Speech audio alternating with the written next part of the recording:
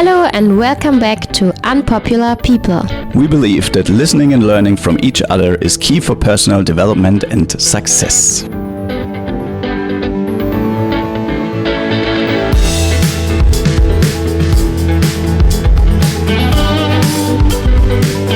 Today in our interview, Fatima Makki from Lebanon.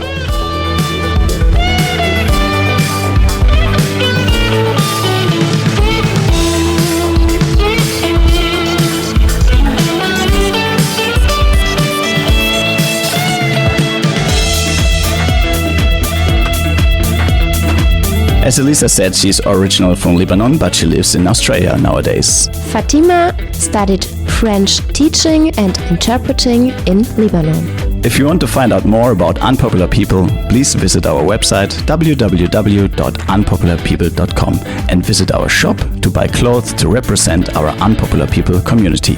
Don't forget to sign up for our newsletter on our website www.unpopularpeople.com. And now enjoy this inspiring interview with Fatima. Hello Fatima, nice to have you in our show today. We hope you had a great day so far.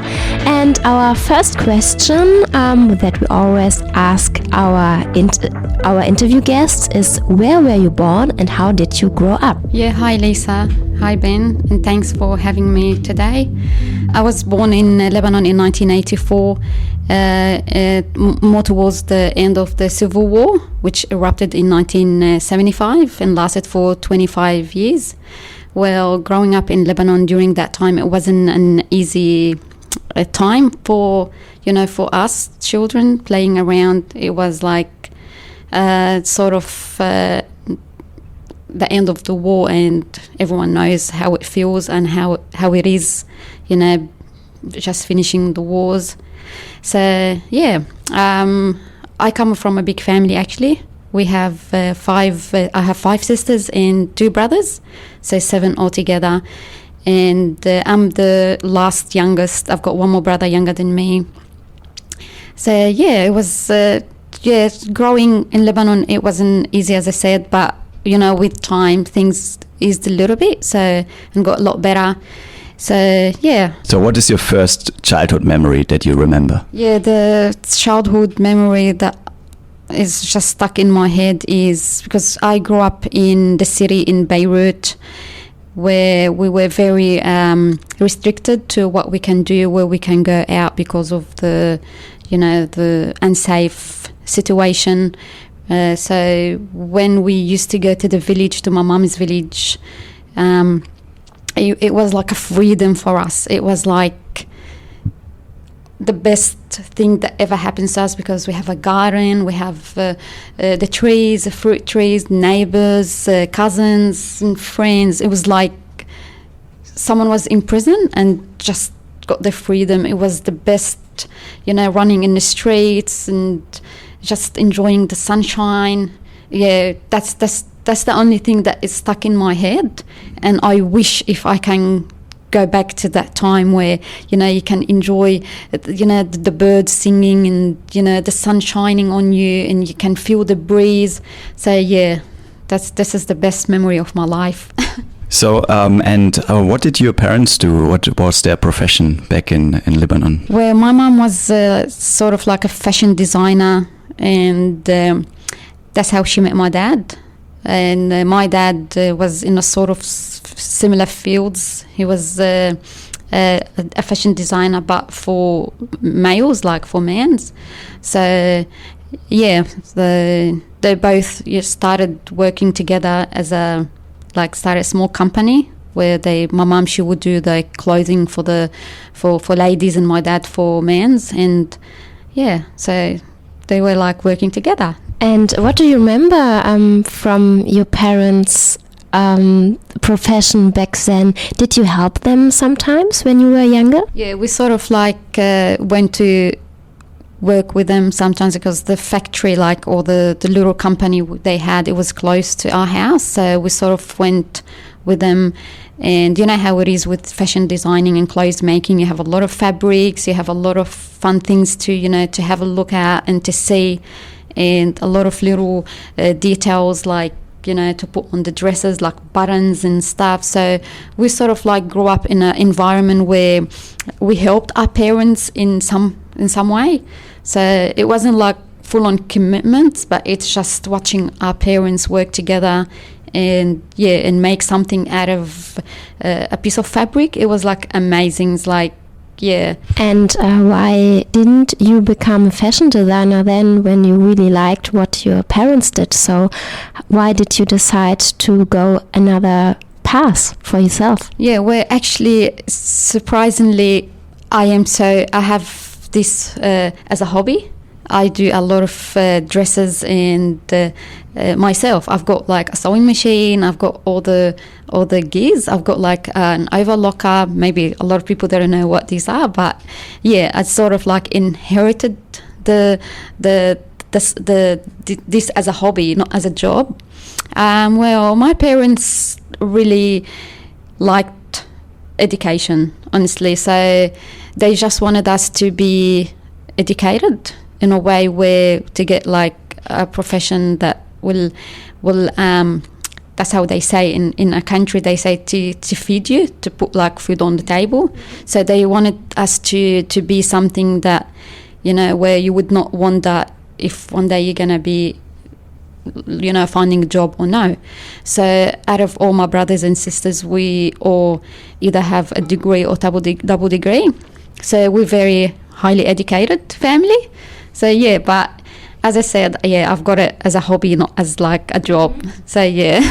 And what did you decide to do in your life? Like we already found out that you're going on another path than this, like for your professional life. But what do you decide to do as your profession? At the moment, I'm studying diploma in mental health, and this is another side of me. It's just I like helping. It's all about helping. And I would like to make a difference in my community, because I know there's a lot of disadvantaged people that from my culture, that they either don't know much about the laws or the rules, or in case they need help, or they might be going through some sort of domestic violence and they don't know how to reach out for help. Or maybe the language barrier, sometimes it just doesn't help them. So given the fact that I can speak Arabic very good, and French, and now English, so that might help a little bit, give them that hope.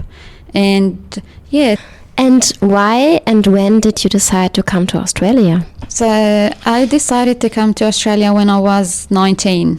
I met my husband now. Back then he went on a holiday to Lebanon, and I met him for the first time. I wasn't sure if I was gonna, you know, just take that decision and just leave everyone. My mum wasn't very happy about me leaving the house.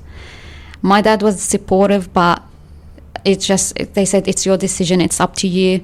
Whether you choose to go to Australia, to stay in Lebanon, we're just happy for you. So I came to Australia when I was 19. So yeah, as I said, it wasn't 100% sure. I wasn't 100% sure that I'll be staying in Australia, but I decided, yes, I am staying.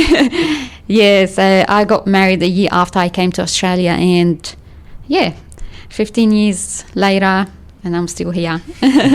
And what about your siblings? You say you have 4 sisters and 2 brothers. So what do they do, and how did they react when you told them that you're going to Australia? Yeah, well, we sort of in the house, like I'm from the younger generation in the house, we sort of like divided. I've got 3 older siblings, 2 sisters and 1 brother. They're like, there's an age difference between each other. So like my parents, they had 3, and then they stopped about 9 years until they had the second generation, which is my sister, myself, and my little brother.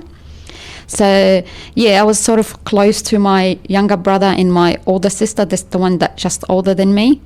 And we're like so devastated when they found out that I'll be coming to Australia. They were like very upset, because we're very, very close, especially that age, you know, that 18, 19, we were like very, very close. So I wasn't happy leaving, but I was the odd one in the house where I loved to go on adventures. I loved to, I was the naughty one in the house, so I was creating, all the trouble. So it's just, I thought about it as a journey. So, and I thought like I can always go back and visit them anytime I want. So yeah, they'll be upset, but it's all right. They go over it. And how did you feel living here in Australia? I mean, it's a long time living here for 15 years. What have you done in all these 15 years here in Australia? This is my first question I would like to know. And do you miss them, and how do you handle it, especially at the moment? 15 years is a very long time if, you think about it. But when I came to Australia in 2005, I did not know how to speak one word English. So English was like nowhere, in my head. I had nothing at all. So speaking Arabic and French was the main two languages. So I had to learn English from scratch. I struggled so much in the past, especially the first couple of months when I came. So going to the shops to order food, it was just sort of a hassle for me. But, I just decided I needed to learn the language in order for me to survive. Otherwise, I would have had a very complicated life. So, yeah, I learned English. I'd done about 2 or 3 years learning English, and then I decided I needed to do like a proper course to get like a job, because it was a bit boring, honestly, to be like away from my family. I had no friends. I had very limited people that I knew. So, yeah, I decided that I needed to do something. I done a diploma in children's services, which is childcare. So it wasn't the job for me. I decided that, I just wasn't for me. So that's when we decided to have a child. And, so I had my son when I was 26. And, since then, I was full-time staying home mum, and I raised my little boy to become an independent little man now. And now, after 10 years, from having my son, I decided it's the time for me to do something. He's fully independent. He doesn't need me anymore. So it's my time to start something. And, I'm enjoying doing the diploma in mental health. It's so rewarding. I have amazing classmates and teachers, so we all work together. We all make sure that everything does get done, and we're gonna get to the other side hopefully by the end of the year. I want to go back a little bit to the time in Lebanon, because it's very interesting for me. And first I want to know, why did you learn French? Like, is this part of the school system over there? And tell us a little bit about your teenage years. Like, what do teenagers do in Lebanon, in Beirut? French, is the main second language that we learn at schools. We start at very, very early age. It's like since prep and kindergarten, we learn French. It's because it's got something to do with the French colonizations. French is like sort of a core language. And my sister before me, she completed her degree and she done some honors or something at university in teaching French as well. She was a French teacher. And she said there's a good job opportunities because not too many people, they learn the language. It wasn't easy learning French. So only it's a very, it's not an easy language if you speak Arabic as a first language. So, and the government also doesn't put too much effort into, helping, in learning the language, the French. So, and I guess I got good marks, and I was like top of the class all the time. I was a good student. So, and my parents thought that it would be good if I do French teaching, only because my sister done it before me and she got a job straight away after, because as I said, not too many people doing this the degree, and they need a lot of French teachers. So and I was good at it. So growing up in Lebanon, as I said, the the war didn't help much, but things did improve so quickly after that. And as a teenager, I had three siblings that I was too close to, so they were like more as a friends, and so we used to do a lot of things together. For example, like go out together, shopping together, go to the parks together. So didn't have many friends because I didn't need to. So, but later on, when I got to high schools and university, that's when I started to shift a little bit away from my siblings. So they had their life and I have my life now. So and also I had a hobby which is painting and sketching. I'm so good at it now.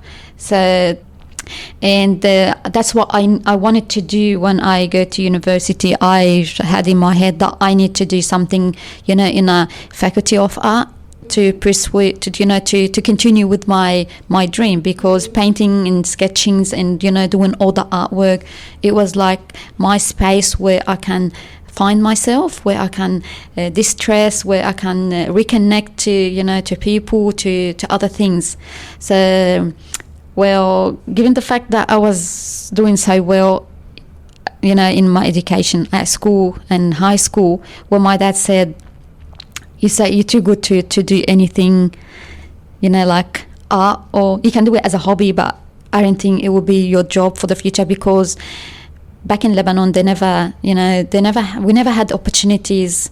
We don't get a lot of support from the government. We don't get scholarships to continue to do the art, or after you graduate, you don't get this sort of support. And plus, my dad said you might not find an easy job, because there's not many opportunities for you to work in these fields. So, and he said, plus you got good marks in high school, you might as well go and do something that you'll benefit from in the long term. So but I still have it at the back of my head.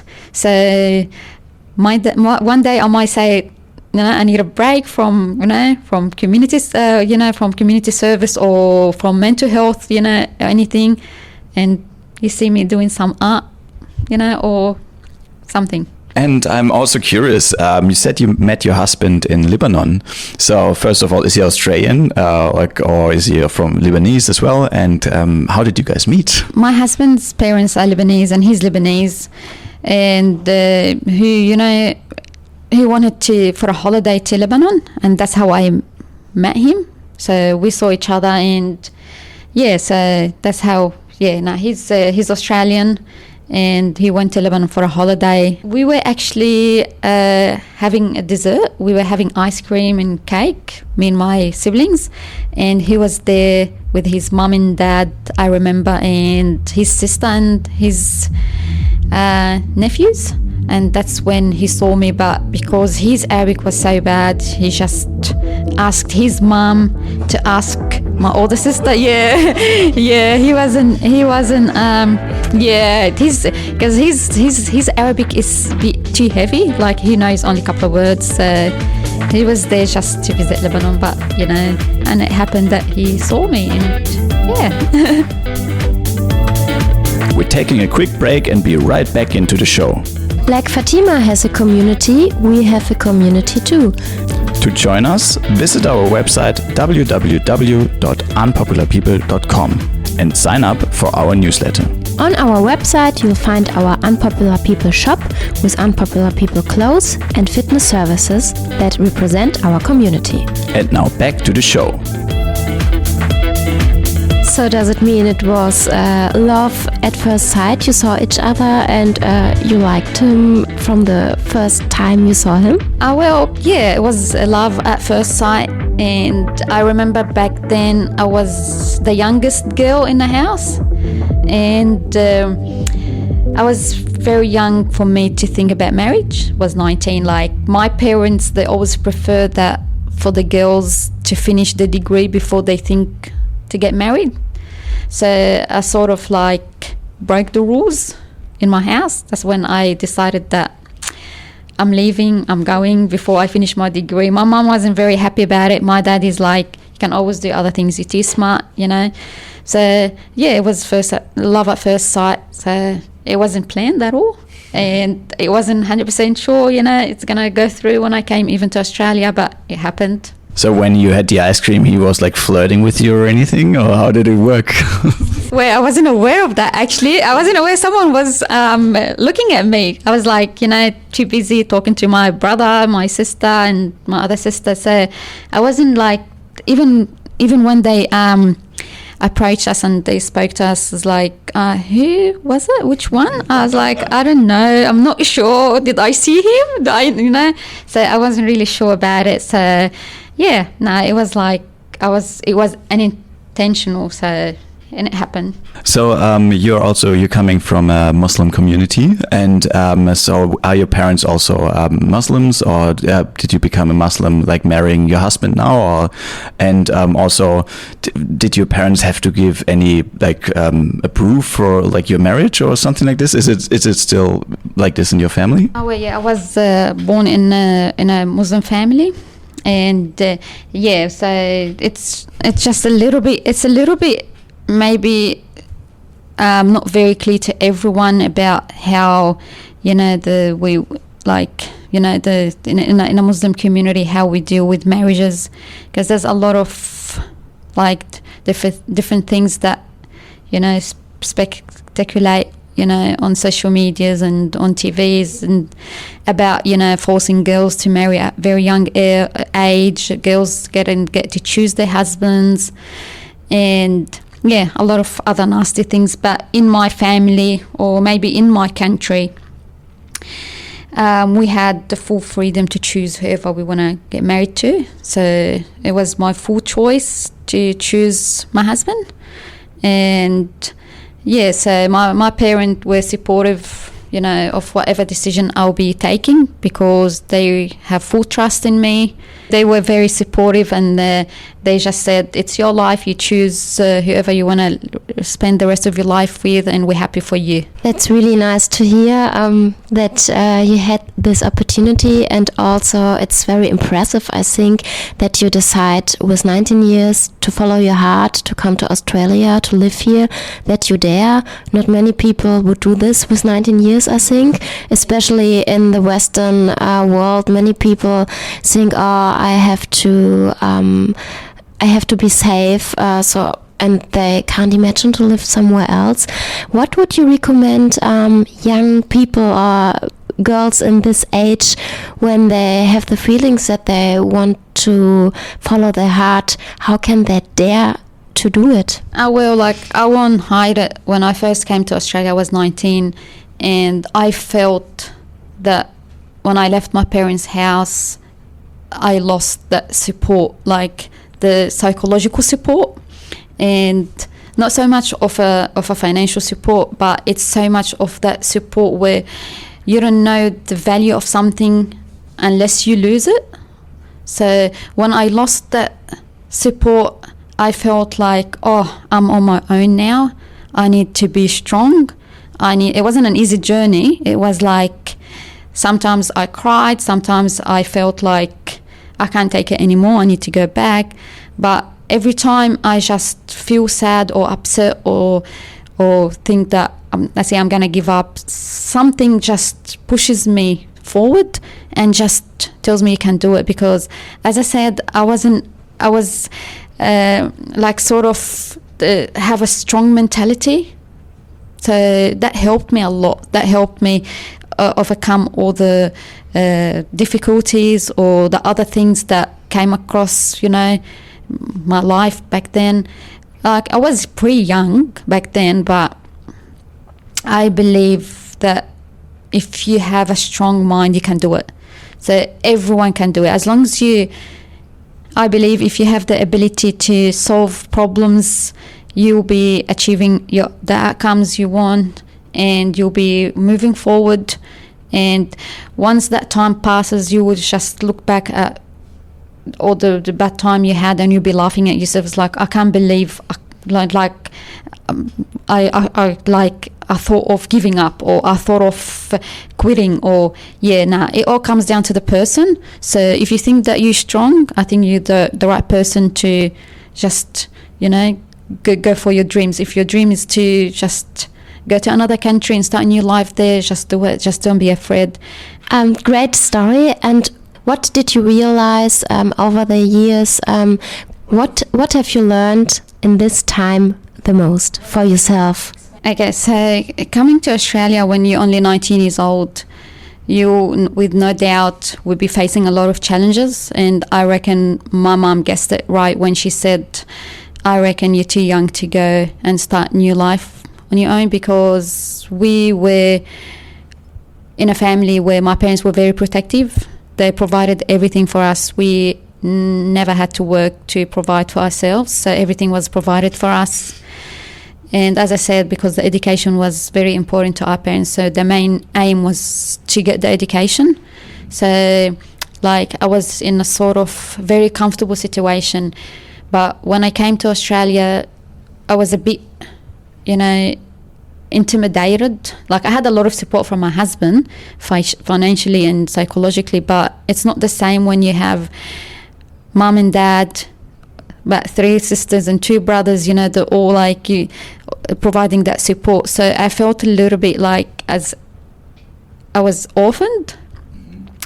But the main challenge was for me is I'm by myself now. I need to support myself psychologically and, so I can be strong to continue. And that support I did found by continuing my life. I just started, looking for courses to continue my education. I just didn't want to stop, my education. I needed to continue. But given the fact that French wasn't very popular here in Australia, so it's a different language, I thought I'd probably do something else. But as I said, I've learned that persistence, if you have the strength to continue, you will continue, and you will overcome all your challenges and all the difficulties, and you will get wherever you want to get to. All right, so I have another question about you also. It's a lot about you coming to Australia, but it's just a very interesting thing. And it's not about us coming to Australia, it's about coming to another country, from another culture, facing all the difficulties you have coming to a place like this. And because we experience the same, we're from a different culture, but we're in a foreign country, and we facing difficulties as well. And we also face discrimination. And I think you faced discrimination as well, but I don't want to go down that way now, because I want to actually know what was something you remember that was really nice of a person here in this country, like someone that supported you in any way that was really nice. Not all the bad things, because there's a lot of bad things happening, unfortunately, but what was a nice thing that you remember from someone? Okay, so thanks for the question, Ben. Actually, this question, I get asked this question a lot, especially lately with in my course, because we're doing the mental health, and at the beginning of the year we had the subject where we had a question about bias. And so, and a lot of in the classroom I can see a lot of eyes wanting to ask me questions, and I was happy that some people ask me questions, and it was very pleasant actually to answer these questions, because sometimes people, they just have this sort of conceptions or misconceptions about your background, about where you come from, or this sort of things. So it's good sometimes to clarify things to people, to know that not everything they hear or everything they see on media or anywhere else that's the truth. So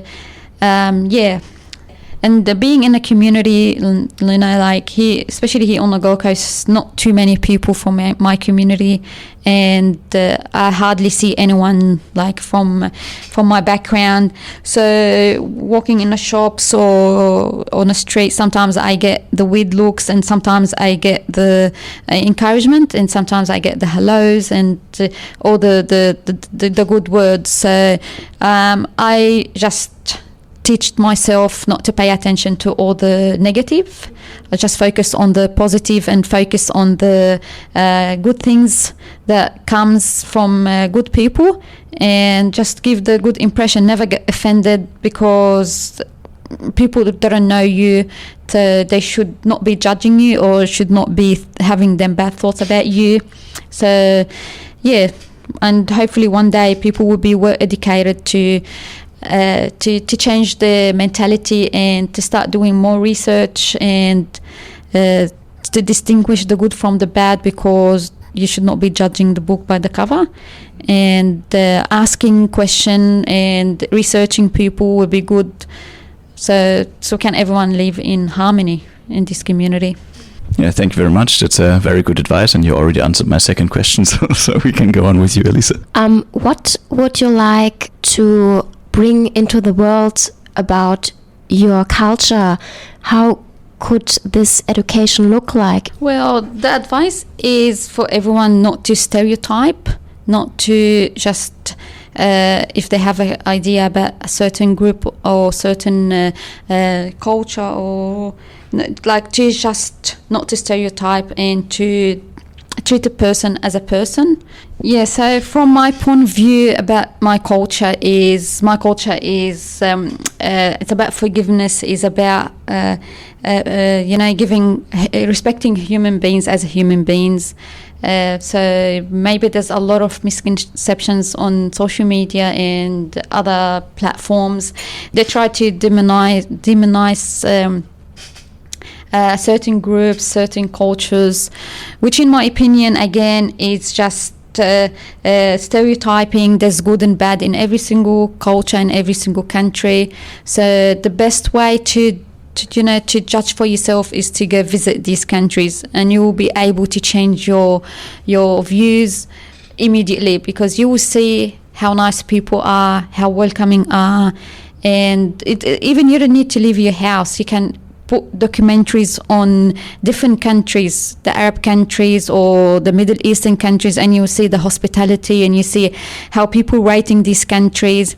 So all this propaganda that happens on TVs and everywhere, it's just nothing but, it's just illusion, because I don't know how many people they go visit Lebanon every year. Tourism in Lebanon is one of the biggest economic factors that helps a country grow. And that just gives you an idea of how Lebanon is represented to other countries. So yeah, as I said, you have to go and visit to see for yourself. Never listen, never judge without doing a research or doing a homework before you start forming these ideas in your head about people. We are very welcoming, we are very forgiving, we have a lot of freedom. So I'm just going to talk about myself. Coming from Lebanon, is one of the Arab countries. We are free to do whatever we want to do. We have a lot of freedom. We're not oppressed. As a woman, we're not oppressed. We're not forced to do anything. We have full freedom. So yeah, from my personal experience in my house, we are equal, and we're not forced to do anything we don't want to do. And I don't know. I have a question. So for me, coming from a fashion background, and you told us in the beginning of the interview that your parents were dressmakers or designers. And for me, I only know in Europe and here in Australia and in the Western world, fashion, how it looks like. I guess it's a little bit different than in Lebanon, and also there's a lot of prejudice about people coming from Islamic countries. And for me, I ask myself, is it true? Is it in your country? Are the women wearing burqas? And how does fashion in Lebanon look like? Yeah, well, I'm so glad you asked me that question, because there's a lot of confusion around this idea, where in Lebanon, as I said before, we are we have a Christian government. Actually, in Lebanon or in the Arab countries, or I don't know how many Islamic countries there is around the world, because it's not only the Arab countries are Muslims. So there's other non-Arab countries around the world are Muslims as well. But in the 14 countries, the Arab countries, around Lebanon is the only country that is ruled by a Christian government, which maybe give you some answer to your question, because we don't dress in a burqa. So people have the freedom to dress the way they want to dress. There's no rules to dress code in Lebanon. And even Muslims, if they choose not to cover their head, not to dress in a Islamic sort of, they have the freedom to do it. So it's not compulsory. Maybe sometimes people, they get confused between Lebanon and Saudi Arabia and other countries where women's forced to wear black, cover themselves from top to bottom. That's not the case in Lebanon. Or maybe sometimes people, they get confused between Lebanon and Afghanistan or these other countries where women are forced to wear the burqa and they cover their faces. And even in Australia, sometimes you find some women covered, their faces are covered and dressed in black or from top to bottom, where again, this is a personal choice. So stereotyping should not be taken into considerations in this case, because it's a personal choice. You dress whatever you want to dress, you wear whatever you want to wear. There's no right or wrong in this situation. So as I said, in Lebanon, we have 18 religious groups. So we have Christians, we have Muslims, we have a lot of other religions. We grew up in a city where neighbors are Christians, where and other neighbors are different religion. We never knew the religions of each other, so we just lived as a community. We never discussed religion in Lebanon. So it doesn't mean if you're covered you're Muslim or you're not covered you're not Muslim. So as I said, the religious was something that we never talk about or we never discuss. It's just lately in the last couple of years where we started hearing about Muslims and Christians and Jews and these sort of things. We lived in harmony.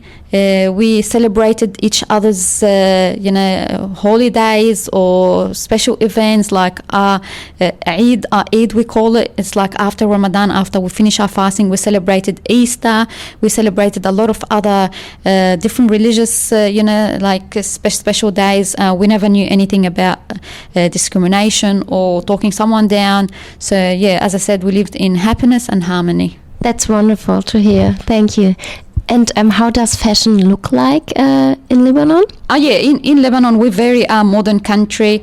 I'm not sure if you heard or you're aware that from Lebanon we have a couple of international fashion designers like Elisab and a lot of other fashion designers that very well known in the world. So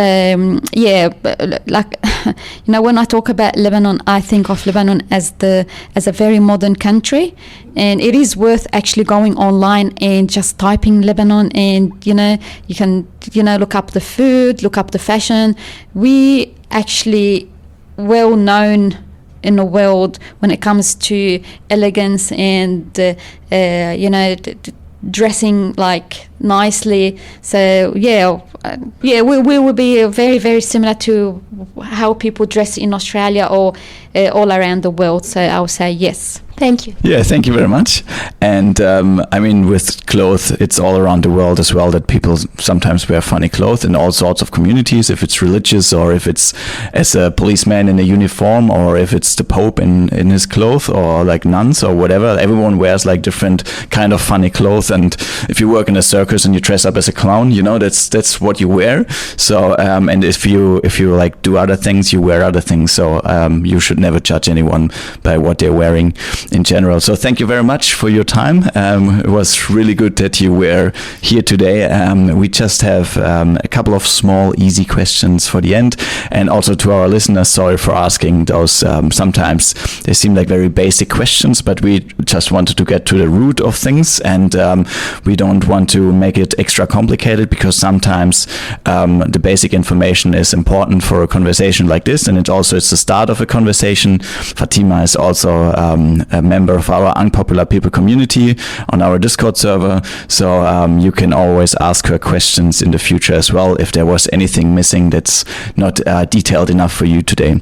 So thank you very much, and we just want to know if there's anywhere where people can reach out to you besides Discord. So Ben, I have a Facebook page under my name, Fatima Makki, and I have an Instagram page as well, and WhatsApp, and I'm happy to just discuss any comment or talk about any further questions. So if you've got anything in your mind you want to ask me, I'm more than happy to answer. Thank you. And again, of course, on Discord, you will be found as well.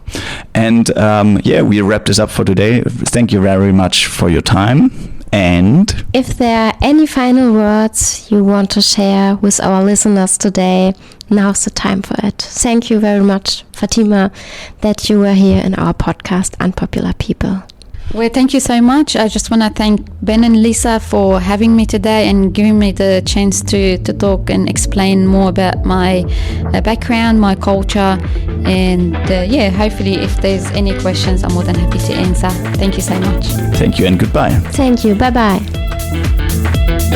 Thank you for listening to this very inspiring interview with Fatima.